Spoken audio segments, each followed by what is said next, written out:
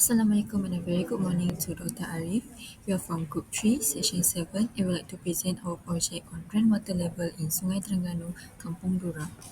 So this is our group members starting from Nurul Aimi, Nur Afida Dewina, me myself, Nur Akila Natasha, one Nur Hazira, and the last one is Nurul Iza.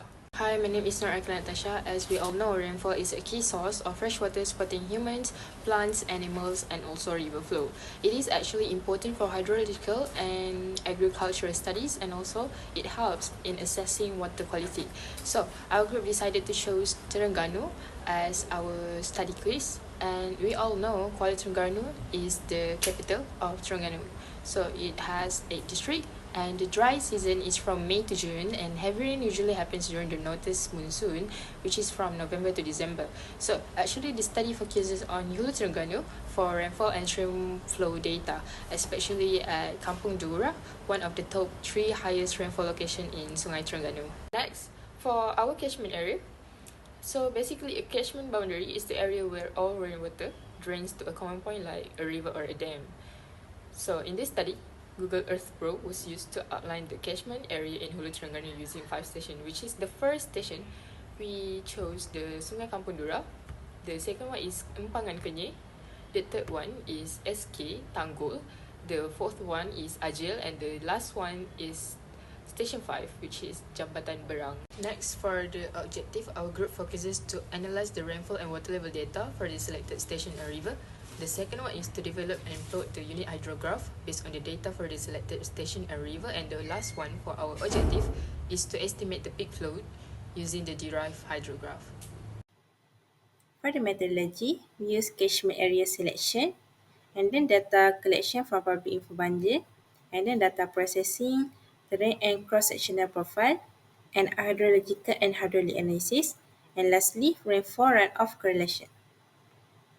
So I will start on the analysis on rainfall data. As we can see from the graph, early of November, the rainfall is low to moderate. As for the flow rate, it remains 0, indicating no significant runoff. On mid-November 19th until 23rd, rainfall begins, small increases in discharge, suggesting initial catchment saturations.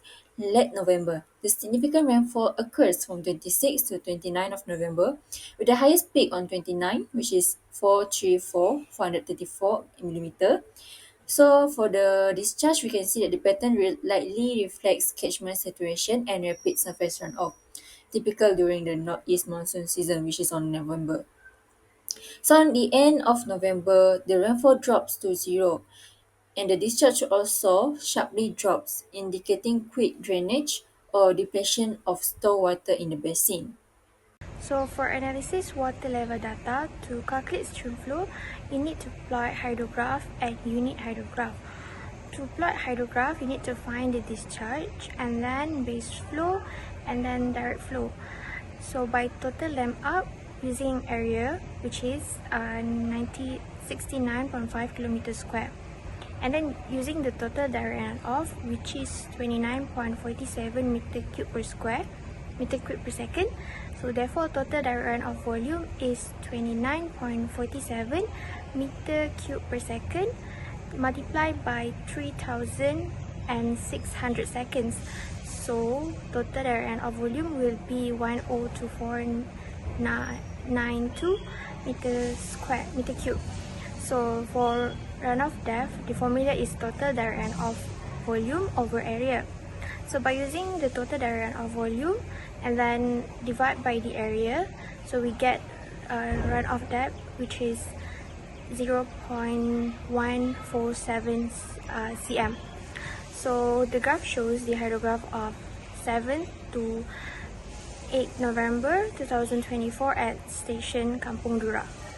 So after that, we need to plot unit hydrograph by using the formula of UH ordinates is equal to direct runoff divided by the runoff depth. So the figure shows the unit hydrograph of 7 to 8 November 2024 at station Kampung Dura. So for second highest rainfall event is at 9 to 10 November 2024. So the hydrograph is same goes to the previous one. You need to find the discharge, and then by using the area, calculate the total direct runoff volume and runoff depth. So as stated there, the runoff depth is equal to 0.17147 cm. So after we got the runoff depth, we need to plot unit hydrograph by using the formula of direct runoff divided by runoff depth for each time. So after that, plot them all. So for the last data analysis is at 17th to 18th November 2024. So after plot the hydrograph, we need to find the base flow, direct flow, and using the area, we need to calculate the total direct runoff volume and runoff depth. So as stated there, the runoff depth is 0.079 cm. So by using the runoff depth, we need to create unit hydrograph. So to create that, we need to use the formula of UH ordinates is equal to direct runoff divided by the runoff depth. So we need to find UH ordinate for each time and then plot the unit hydrograph. Hi, my name is Nura Ibrahim and my metric number is 240153. So for this slide, I will explain how we estimate the peak flow using the rationing method. So first, the total catchment area we determine is 69.5 square kilometer based on the measurement using the Google Earth Pro. So to improve the accuracy, we divided the area into three sub-area, which is area 1 is 24 square kilometer, include SK Tangguh and RG, and the land use is semi-urban and agricultural land. For area 2 is 33.9 square kilometer, include Jambatan Berang, and the land use is mixed use area with settlement and road. And the last one is area 3, which is 11.6 square kilometer and include Kampung Dura and Empangan Keni, and the main use is mainly forested and natural terrain. Hi, so for this slide, I will explain how we estimate the running coefficient for each of this area.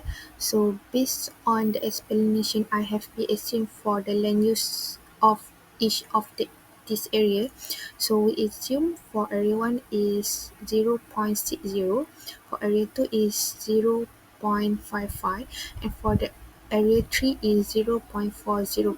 So based on this assume of running coefficient, we include it into the formula because when more than one region estimate within the catchment boundary area, the utilization of the formula below for MSMA second edition is need to calculate the average runoff coefficient. So from this, we got the average runoff coefficient is 0.544. So next, I will explain how we estimate the slope of overland surface. So we also need the slope of the overland surface to calculate the time of concentration. So we estimate it using the Google Earth Pro. So the flow path length was measured as a 3350 meter, and the maximum elevation is 7 meter, and the minimum elevation is 4 meter. So the height difference is 3 meter, and based on this HF, we include it into the formula below, and we got the slope of overland surface is 0.09%. Hi, so for this slide, I will explain how we got the time of concentration. So to calculate time of concentration, we use the MSMA formula for overland flow. So we assume the Horton roughness value is 0.045, which is represent average grass surface.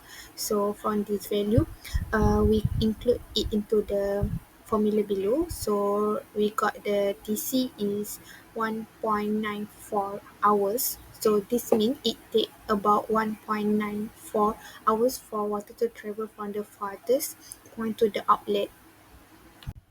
That we use the MSMA IDF formula to calculate the rainfall intensity. So based on the value for Kampung Dura station, we 100-year return period and 1.94 hour duration, the rainfall intensity we got is 107.77 mm per hour.